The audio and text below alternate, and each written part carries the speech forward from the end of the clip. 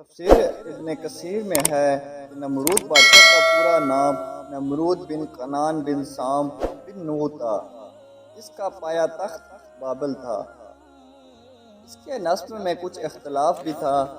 حضرت مجاہد فرماتے ہیں دنیا کے مشرق مغرب کی سلطنت رکھنے والے 4 ہوئے، جن میں سے 2 مومن اور 2 کافر۔ حضرت سلیمان بن داؤد اور حضرت ذوالقرنین اور کافروں میں نمرود اور بخت نصر کے ایک مدت اور عرصہ بعید سے یہ بادشاہ چلا آتا تھا، اس لیے دماغ اور روحانیت اور انانیت آ گئی تھی۔ سرکشی اور تکبر نخوت اور غرور طبیعت میں سما گیا تھا۔ بعض لوگ کہتے ہیں 400 سال تک حکومت کرتا رہا۔ مفسرین کا بیان ہے کہ نمرود بن کنان بڑا جابر بادشاہ تھا۔ سب سے پہلے اسی نے تاج شاہی اپنے سر پر رکھا، اس سے پہلے کسی بادشاہ نے تاج نہیں پہنا تھا۔ یہ لوگوں سے زبردستی اپنی پرستش کراتا تھا۔ کہان اور نجومی اس کے دربار میں بکثرت اس کے مقرب تھے۔ نمرود نے ایک رات یہ خواب دیکھا کہ ایک ستارہ نکلا اور اس کی روشنی میں چاند، سورج وغیرہ سارے ستارے بے نور ہو کر رہ گئے۔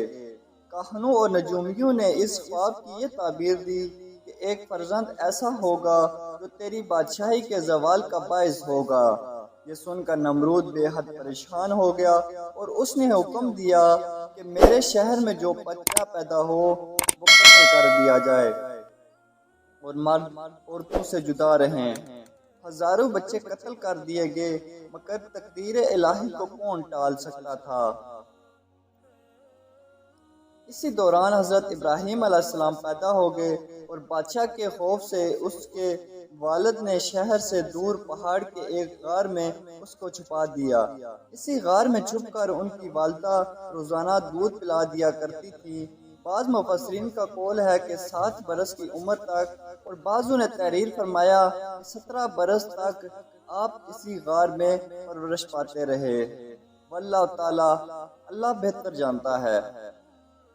نمرود نے اپنی سلطنت بھر میں یہ قانون نافذ کر دیا تھا کہ اس نے خوراک کی تمام چیزوں کو اپنی تحویل میں لے لیا تھا۔ یہ صرف انہی لوگوں کا خوراک کا سامان دیا کرتا تھا جو لوگ اس کی خدائی کو تسلیم کرتے تھے۔ ایک مرتبہ حضرت ابراہیم علیہ السلام اس کے دربار میں غلہ لینے کے لیے تشریف لے گئے تو اس خبیث نے کہا کہ پہلے تم مجھ کو اپنا خدا تسلیم کرو، جبھی میں تم کو غلہ دوں گا۔ حضرت ابراہیم علیہ السلام نے بڑے دربار میں اعلان فرما دیا کہ تو جھوٹا ہے اور میں صرف ایک خدا کا پرستار ہوں جو وحدہ لا شریک ہے۔ یہ سن کر نمرود آپے سے باہر ہو گیا اور آپ کو دربار سے نکال دیا اور ایک دانہ بھی نہیں دیا۔ آپ اور آپ کے چند متبعین جو مومن تھے بھوک کی شدت سے پریشان ہو کر جاں بلبلا ہو گئے۔ اس وقت آپ ایک تھیلا لے کر ایک ٹیلے کے پاس تشریف لے گئے اور تھیلے میں ریت بھر کر لائے اور خداوند قدوس نے دعا مانگی تو وہ یہ ریت آٹا بن گئی، اور آپ نے اس کو اپنے متبعین کو کھلایا اور خود بھی کھایا۔ پھر نمرود کی دشمنی اس حد تک بڑھ گئی کہ اس نے آپ کو آگ میں ڈلوا دیا، مگر وہ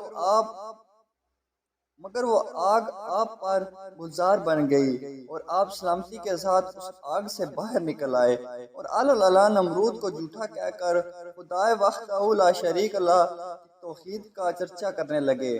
نمرود نے آپ کے کلمہ حق سے تنگ آ کر ایک دن آپ کو اپنے دربار میں بلایا اور حسب ذیل مکالمہ صورتحال مناظرہ شروع کر دیا۔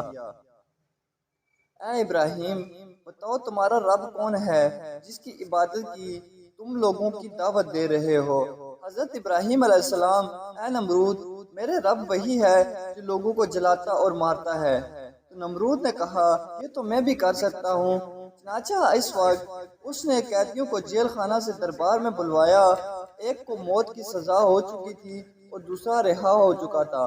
نمرود نے پھانسی پانے والے کو تو چھوڑ دیا اور بے قصور کو پھانسی دے دی اور بولا کہ دیکھ لو یہ جو مردہ تھا میں نے اس کو جلا دیا اور جو زندہ تھا میں نے اس کو مردہ کر دیا۔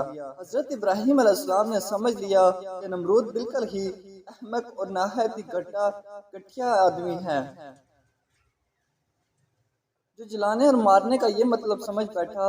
اس لیے آپ نے اس کے سامنے ایک دوسری بہت ہی واضح اور روشن دلیل پیش فرمائی۔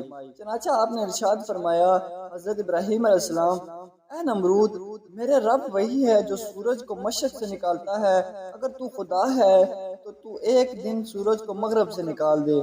حضرت ابراہیم علیہ السلام کی یہ دلیل سن کر نمرود بہک گیا اور حیران ہو گیا اور کچھ بھی نہ بول سکا۔ اس طرح یہ مناظرہ ختم ہو گیا اور حضرت ابراہیم علیہ السلام اس مناظرہ میں فتح مند ہو کر دربار سے باہر تشریف لائے اور توحید الہی کا بعض الاعلان فرمانا شروع کر دیا۔ قرآن مجید نے اس مناظرے کی رویداد ان الفاظوں میں بیان فرمائی: اے محبوب، کیا تم نے نہ دیکھا تھا اسے جو ابراہیم سے جھگڑا اس کے رب کے بارے میں اس پر کہ اللہ نے اسے بادشاہی دی، جبکہ ابراہیم نے کہا کہ میرا رب وہ ہے کہ جلاتا اور مارتا ہے، بولا میں جلاتا اور مارتا ہوں۔ ابراہیم نے فرمایا تو اللہ سورج کو لاتا ہے پورب سے تو اس کو پچھن سے لے آ تو ہوش اڑ گئے کافر کے، اور اللہ راہ نہیں دکھاتا ظالموں کو۔